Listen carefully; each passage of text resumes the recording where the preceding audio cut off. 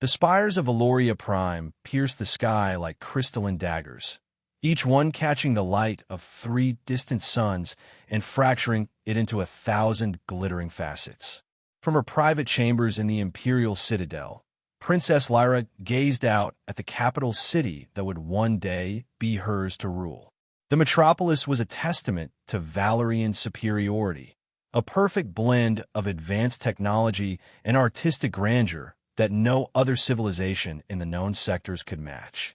Lyra turned from the viewport as her handmaidens approached, carrying the ceremonial armor she would wear for today's diplomatic reception.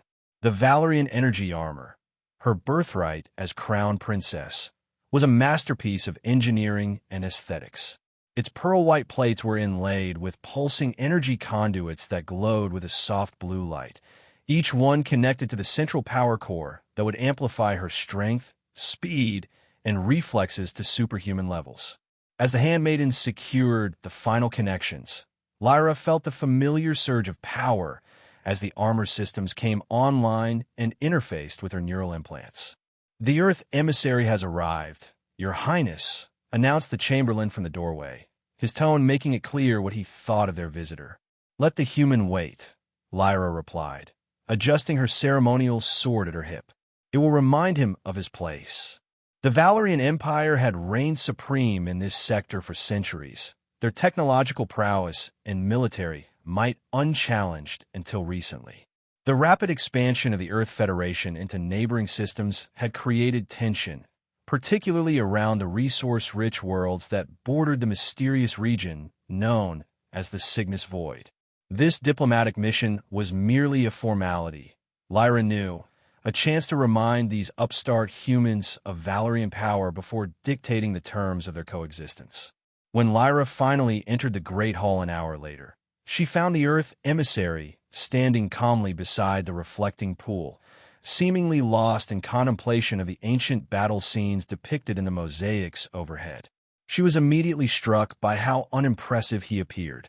While Valorians were tall, elegant beings with features that seemed sculpted from marble, this human was of average height and build, with unruly dark hair and a face that, while not unattractive, lacked the geometric perfection of Valerian nobility.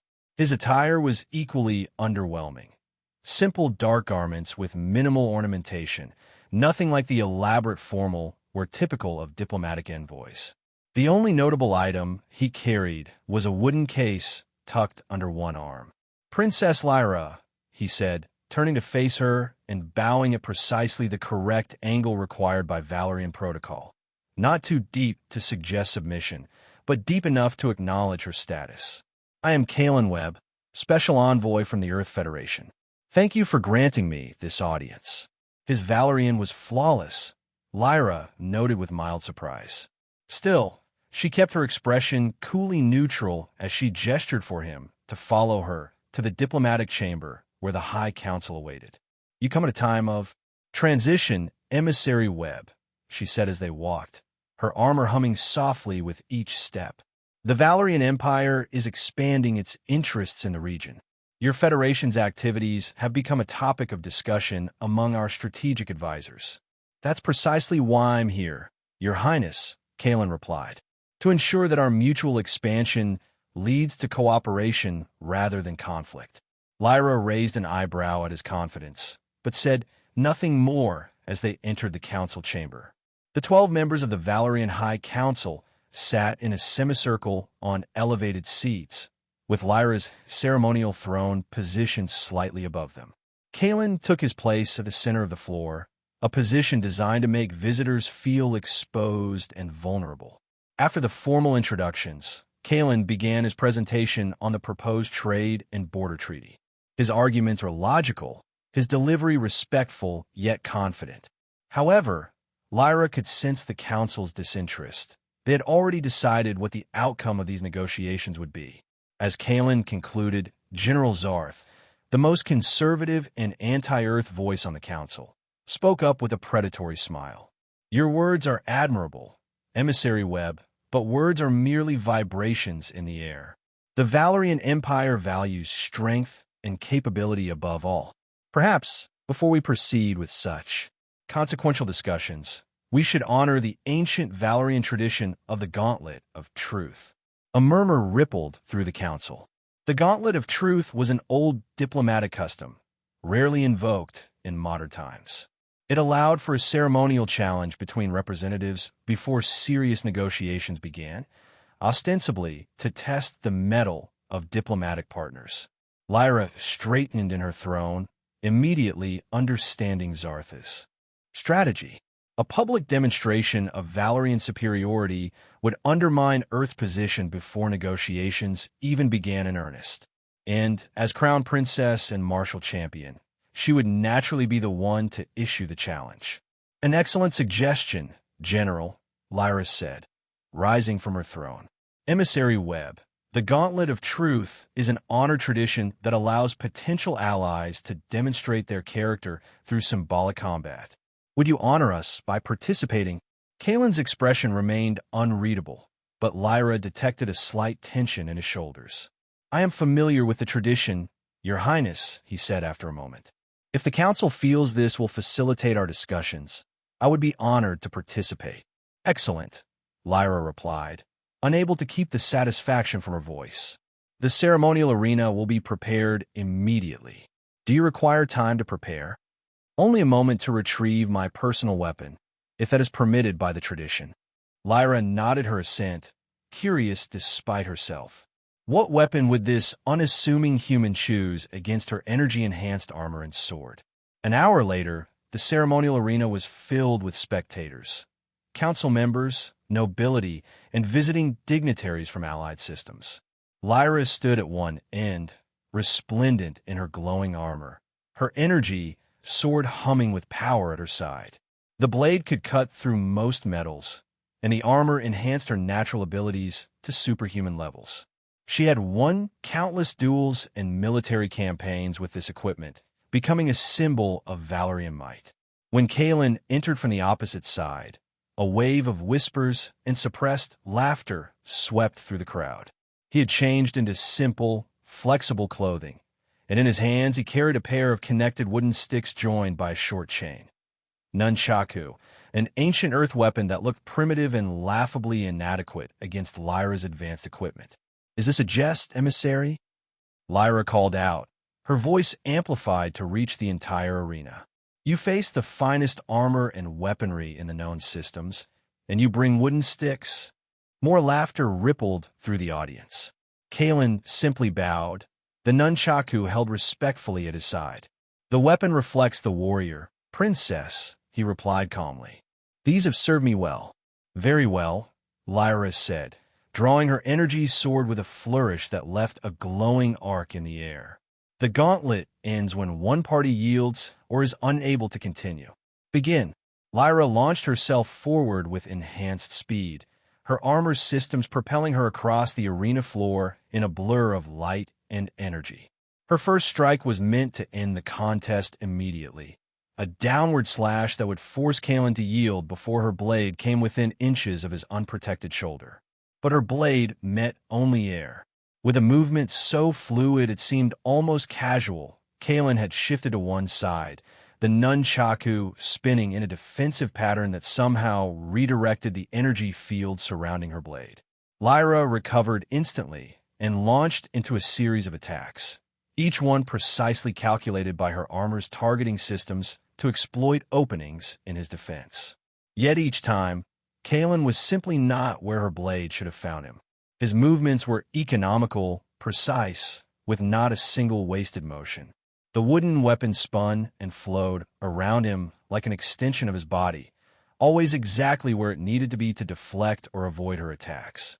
After 30 seconds of failed offensive maneuvers, Lyra's frustration mounted. She activated her armor's enhanced mode, flooding her systems with additional power for a devastating attack sequence. She became a whirlwind of energy and motion, her blade moving faster than most eyes could follow. Kalen's expression never changed. His eyes tracked her movements with preternatural focus, and his body responded with perfect precision.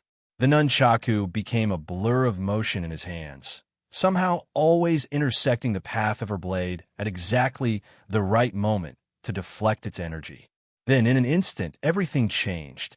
As Lyra committed to a powerful thrust, Kalen seemed to flow around her attack like water around a stone. His nunchaku struck with sudden precision, not at her body, but at specific points on her armor.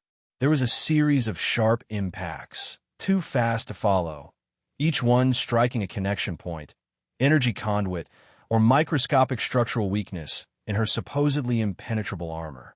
A high-pitched whine emanated from her armor's core, followed by the sudden failure of her neural interface.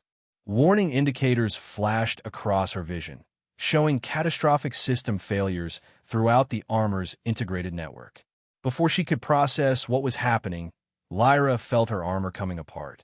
The precision of Kalen's strikes had somehow disrupted the molecular bonding fields that held the armor's components together. Piece by piece, the pride of Valerian technology fell away from her body, clattering to the arena floor in a cascade of failed circuitry and fractured plates.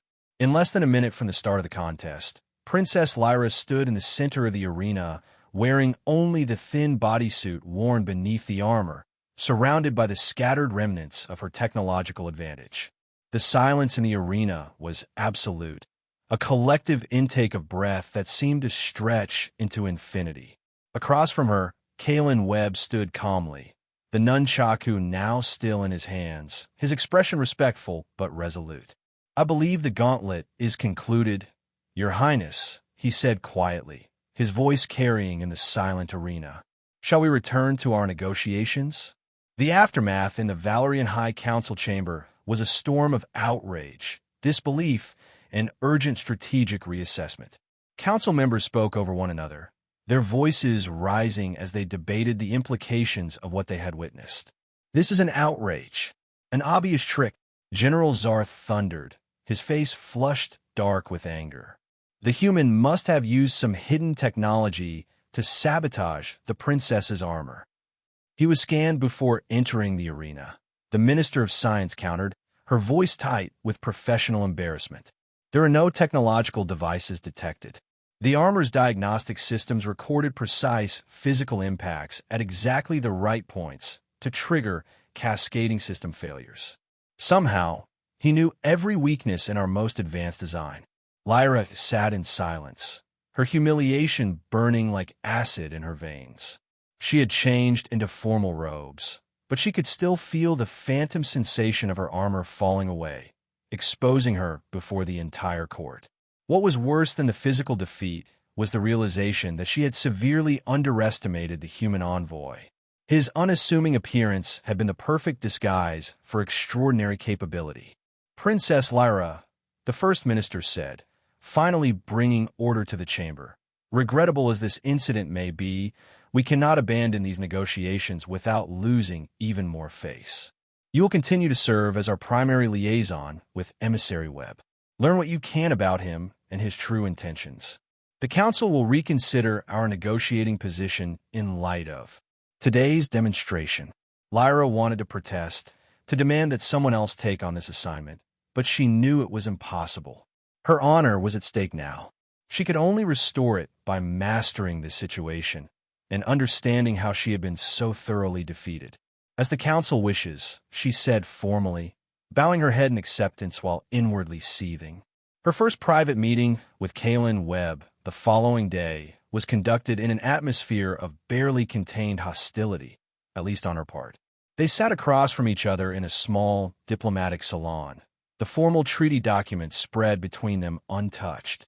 "I would like to apologize if yesterday's events caused you any embarrassment, Princess," Kalen said, breaking the tense silence.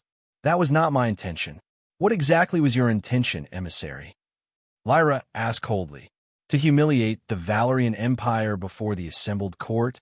To demonstrate that appearances can be deceiving," he replied calmly. "Both of our civilizations have strengths that aren't immediately obvious to the other. I thought it might help establish a foundation of mutual respect by destroying our most advanced battle armor, by showing that technology alone doesn't determine the outcome of conflicts." He paused, studying her. "Your armor was remarkable, a true achievement of engineering. But you relied on it completely, never considering that someone might have studied its vulnerabilities or developed techniques specifically to counter it. Lyra's eyes narrowed. How did you know those vulnerabilities? Our designs are among our most closely guarded secrets. Not as closely guarded as you might think. Your armor has been deployed in several border skirmishes. Earth intelligence has recovered fragments, analyzed the technology. But more importantly, all complex systems have vulnerabilities at connection points and energy transfer junctions. It's a matter of physics, not espionage. The casual way he admitted to this knowledge should have increased her anger, but instead, Lyra found herself reluctantly impressed by his honesty. And the nunchaku? I admit I've never seen them employed so effectively. Something flickered in Kalen's eyes, a brief moment of personal connection replacing the diplomatic facade. They're more than just weapons, he said. They're tools for discipline and focus. I practiced with them daily for 15 years. In my previous role with Earth's Special Reconnaissance Division, they became something of a personal trademark. Special Reconnaissance? Lyra questioned, a diplomatic way of saying I was sent into difficult situations to gather intelligence and, when necessary, resolve conflicts. Often alone, usually outgunned. This revelation caused Lyra to reassess the man before her. Not a mere diplomat, then, but something closer to what Valorians would call a shadow operative, an elite agent trained for the most dangerous missions. Over the next several days, their negotiations proceeded with a new undertone of cautious respect. Lyra found herself increasingly intrigued by Kalen's approach to diplomacy. Practical, direct, but with surprising depth of cultural understanding.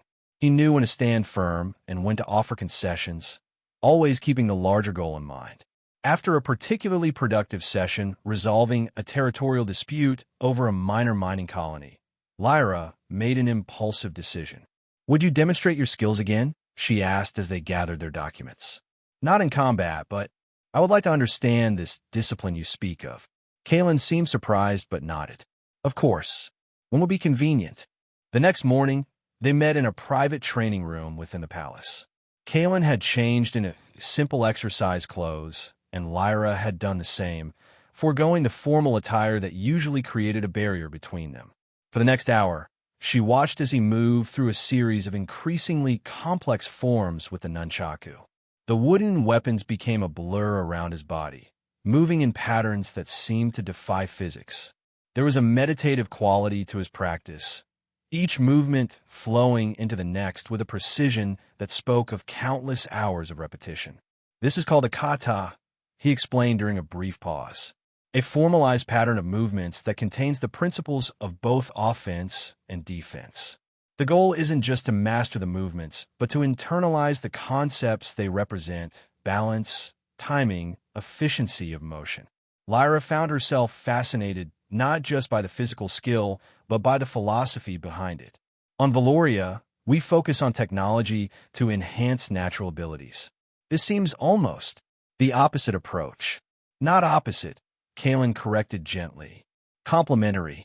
The greatest technology is useless without the skill to apply it properly. And the greatest skill can overcome technology when applied with perfect understanding. As she watched him resume his practice, Lyra realized that her initial dismissal of Earth's capabilities had been profoundly mistaken. There was wisdom in their approach that Valoria, for all its technological advancement, might have overlooked. Their developing rapport was interrupted the following day by disturbing reports from the outer territories.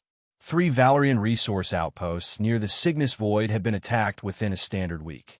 Initial reports blamed space pirates or perhaps raiders from one of the minor powers in the region. These attacks don't fit the profile of pirates, Kalen said, reviewing the data during their morning session. The targets are too specific, the tactics too coordinated.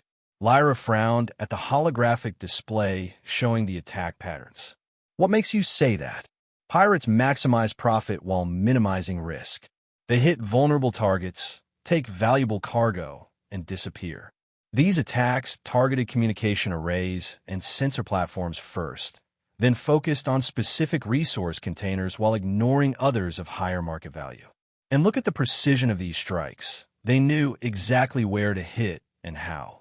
"You think it's a military operation?" Lyra asked, alarmed at the implication.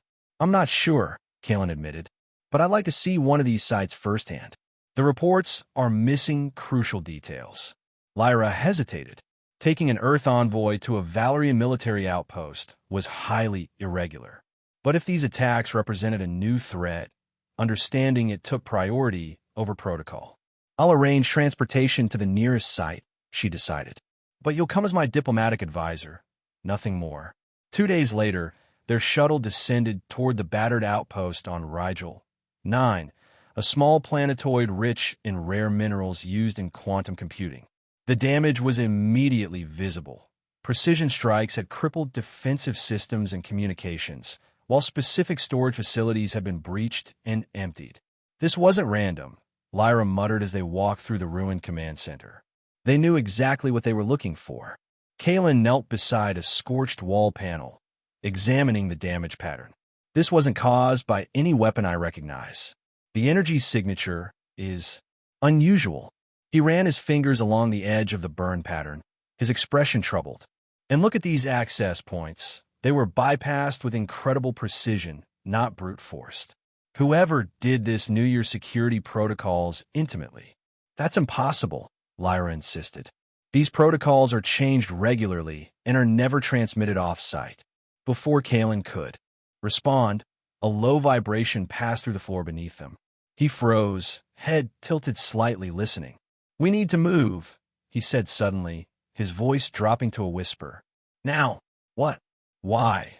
Lyra began, but Kalen was already moving, pulling her toward a side corridor. "Something's here," he hissed.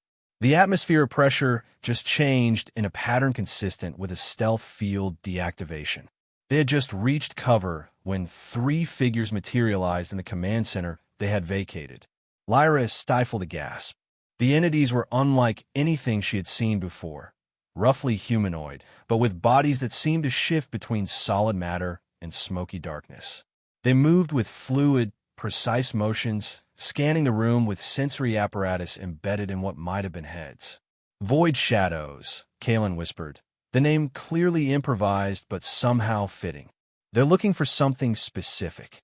One of the entities turned sharply, some sensor apparently detecting their presence. A high-pitched whine built up from its arm, which had reconfigured into what was clearly a weapon. "Run!" Kalen shoved Lyra forward as energy bolts shattered the wall behind them. What followed was a desperate chase through the labyrinthine outpost. Lyra led the way, her knowledge of Valerian design standards allowing her to navigate the damaged facility while Kalen covered their retreat. When they reached a junction, the creatures close behind, Kalen pulled out his nunchaku. "Keep going," he said. "I'll hold them here." "Don't be absurd," Lyra snapped, drawing her sidearm, a standard energy pistol. "We fight together." The first of the void shadows rounded the corner, its form rippling as it moved. Lyra fired 3 precise shots, aiming for what appeared to be critical areas. The energy bolts passed through its shifting form with minimal effect. The creature raised its weapon arm. Before it could fire, Kalen was in motion.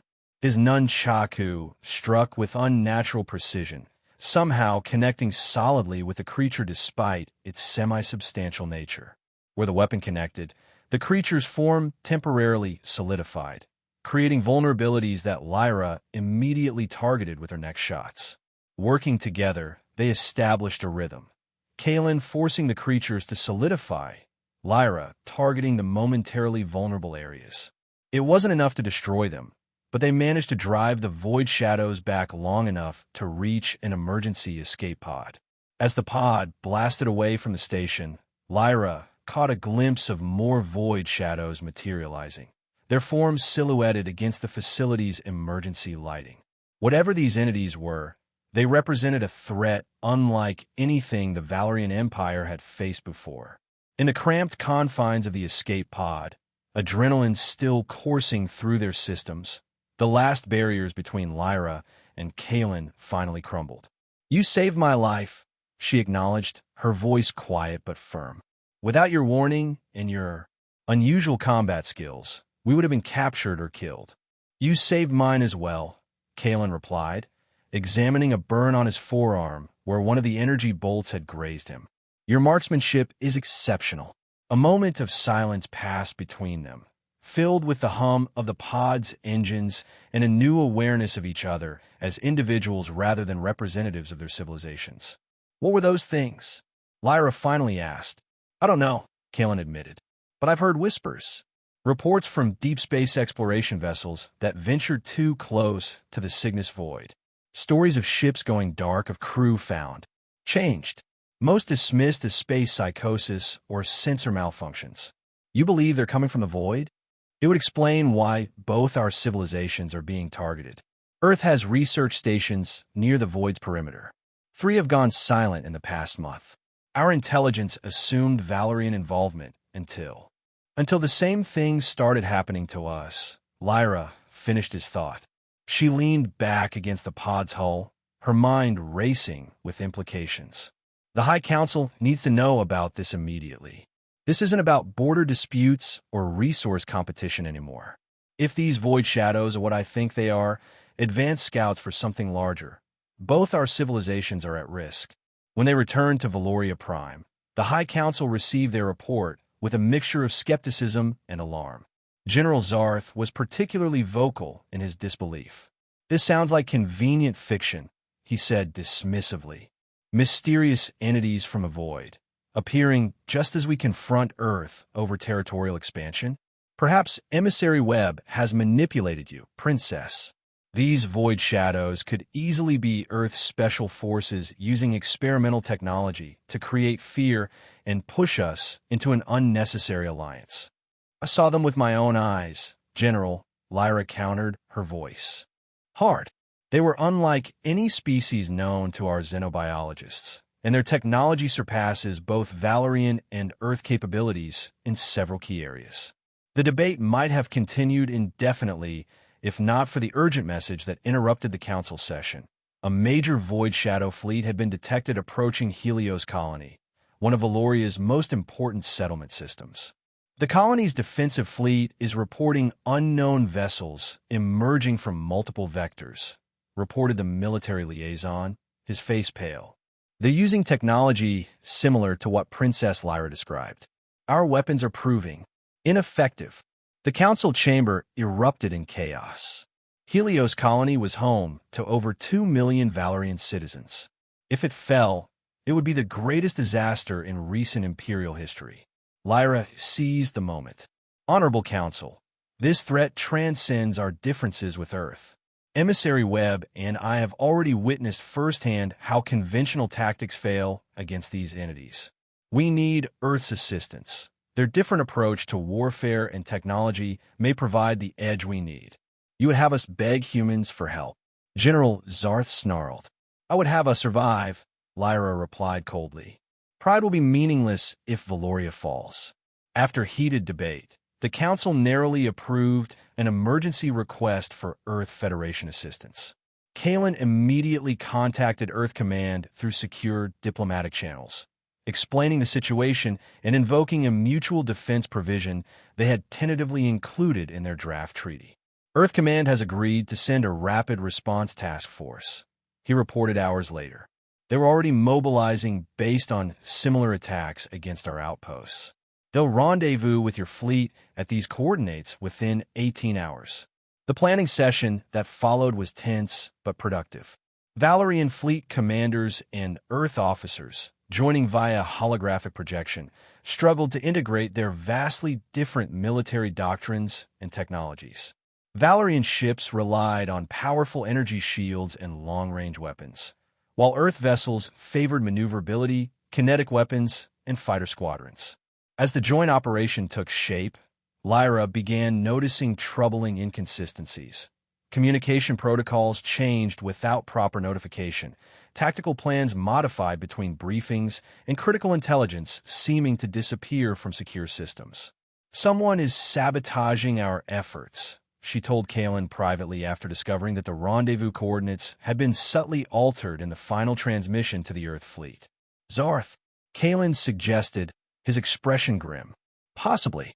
He's always been fiercely opposed to cooperation with Earth. But this goes beyond politics. This is treason during wartime. We need proof, Kalen said. And quickly. The fleet launches in 6 hours. They work through the night, tracing communication logs and access records. Finally, hidden beneath layers of encryption, they found what they were looking for, a series of unauthorized transmissions from Zarth's personal terminal to an unknown receiver at the edge of the system, containing detailed Valerian fleet movements and capabilities. He's been in contact with them, Lyra whispered, staring at the evidence. But why? What could they possibly offer him? Power, perhaps, Kalen suggested. Or he may believe he's playing both sides, feeding them information about Valoria while positioning himself as the savior who defeats them in the end. Either way, we can't confront him directly yet. Not when the fleet is about to launch, and we need every ship. They decided on a risky strategy. Lyra would take personal command of the flagship, with Kalen as her tactical advisor. They would implement critical plan changes at the last moment, bypassing the compromised communication channels. The battle began badly. Despite their precautions, the joint Earth-Valorian fleet found itself divided and vulnerable when they engaged the Void Shadow vessels near Helios colony. The enemy ships were fewer in number, but possessed devastating weapons that seemed to phase through Valerian shields while adapting to Earth evasive tactics. On the command deck of the Valerian flagship Eternal Radiance, Lyra watched in horror as the tactical display showed friendly ships being disabled one by one.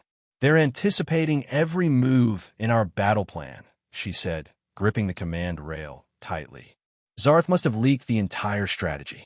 Kalen studied the three-dimensional tactical display, his eyes tracking the movement patterns of the Void Shadow ships. "There's a pattern here. They're not just reacting to our moves, they're following a predetermined attack sequence. They expect us to respond in specific ways based on our standard doctrines." Then we change the doctrine, Lyra decided. Signal the Earth vessels to implement Protocol Tempest. Protocol Tempest was a tactic they had developed privately and shared only with the Earth fleet commanders, a radical departure from both Valerian and Earth traditional naval doctrine. Instead of maintaining formation discipline, the Allied ships would break into seemingly chaotic patterns, with Valerian vessels providing shield coverage for the more vulnerable but faster Earth ships, allowing them to deliver devastating close-range attacks before retreating to safety. The risky maneuver caught the Void Shadows unprepared. Their formation, optimized to counter conventional tactics, began to fragment as they attempted to adapt to the unexpected approach. In the midst of the chaos, Lyra received an urgent communication from the ship's security chief.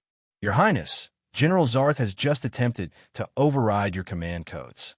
He's trying to transmit our current tactical pattern to an external receiver." "Lock him down," Lyra ordered. Security Protocol Omega 9. As the battle raged outside, internal security forces moved to contain the general. He didn't go quietly. 2 security officers were injured before Zarth was subdued and placed in the brig. With the immediate threat of sabotage neutralized, Lyra and Kalen focused on pressing their advantage. The joint fleet, now operating as a truly integrated force, began systematically isolating and neutralizing the Void Shadow vessels. "Target their propulsion systems with synchronized salvos," Kalen suggested, identifying a vulnerability they had observed. "Their phase-shifting technology seems less effective against simultaneous impacts from different weapon types." Lyra relayed the order, and the results were immediate. Valerian energy weapons combined with Earth kinetic projectiles overwhelmed the Void Shadow's defensive capabilities, leaving them vulnerable to follow-up strikes. After 3 hours of intense combat, the tide turned decisively. The remaining Void Shadow vessels began a fighting retreat, disappearing back toward the Cygnus Void with the Allied fleet in cautious pursuit. Helios colony had suffered damage, but the majority of its population and infrastructure remained intact, a victory snatched from the jaws of what could have been a catastrophic defeat. In the aftermath, with Zarth in custody awaiting trial for treason, the momentum for a formal alliance between Valoria and Earth became unstoppable. The evidence of his collaboration with the Void Shadows, apparently in exchange for promises of personal power once Valoria was conquered, shocked even the most conservative council members. 2 weeks later, Lyra and Kaelin stood side by side in the Great Hall as the Treaty of Alliance was formally signed. The document established the Joint Defense Initiative, a unified command structure to coordinate the fight against the Void Shadow threat, with Lyra and Kaelin appointed as its first co-commanders. The ceremony complete, they escaped the subsequent diplomatic reception to find a moment of peace on one of the Citadel's observation terraces. Below them, the combined Earth-Valorian fleet prepared for its first coordinated patrol mission, the different ship designs creating an unusual but powerful formation in the orbital staging area. "We still know so little about them," Lyra said, looking toward the distant stars where the Cygnus Void lay. "What they want, where they come from, why they've chosen now to emerge. We'll find out," Kaelin replied. Together. This was just the first battle of what will likely be a long campaign. Lyra turned to face him. The formal distance that had once existed between them long since evaporated. "When you first arrived, I thought you were beneath my notice. When you defeated me in the gauntlet, I thought you were my enemy. Now, Kaelin prompted gently when she hesitated. Now I can't imagine facing this threat without you at my side. Your perspective, your different way of thinking, they've become as valuable to me as my own training." Kaelin smiled, the expression warming his usually composed features. "I've learned just as much from you, your strategic mind, your adaptability, your courage. Earth and Valoria together are stronger than either alone, just as we are." The unspoken feelings between them hung in the air, neither quite ready to put them into words when their partnership was still so new and the challenges ahead so daunting. From a pocket in his formal attire, Kaelin withdrew a small case. "I had this made for you, a token of our new beginning." Inside was a miniature pair of Nunchucks, exquisitely crafted from a combination of earth wood and Valerian alloy, small enough to be worn as a pendant. "To remind you that strength can come in unexpected forms," he said as he placed it in her palm. Lyra closed her fingers around the gift, remembering how she had once mocked these simple weapons only to see her invincible armor shattered by them minutes later. "I'll never underestimate the unexpected again," she promised, looking up at him with new certainty in her eyes. "Whatever comes from the void, we'll face it together." As they stood there, the first stars becoming visible in the darkening sky, both knew that the alliance they had forged between their civilizations and between themselves represented a new hope for their people. The Void Shadows would return, perhaps with greater numbers and more devastating weapons, but they would find a united front waiting for them, one that combined the best of both worlds, just as Lyra and Kaelin now did themselves. The path ahead would be challenging, filled with battles both martial and diplomatic as they worked to strengthen the alliance and uncover the true nature of their mysterious enemy. But as Lyra glanced at Kaelin's profile against the starlight, she felt a certainty that had eluded her before. Some things were worth fighting for beyond pride or empire, understanding, partnership, and perhaps even love. Together they turned back toward the Citadel, ready to begin the next chapter of their unexpected journey, from adversaries to allies, and from allies to something deeper that neither had anticipated but both now embraced.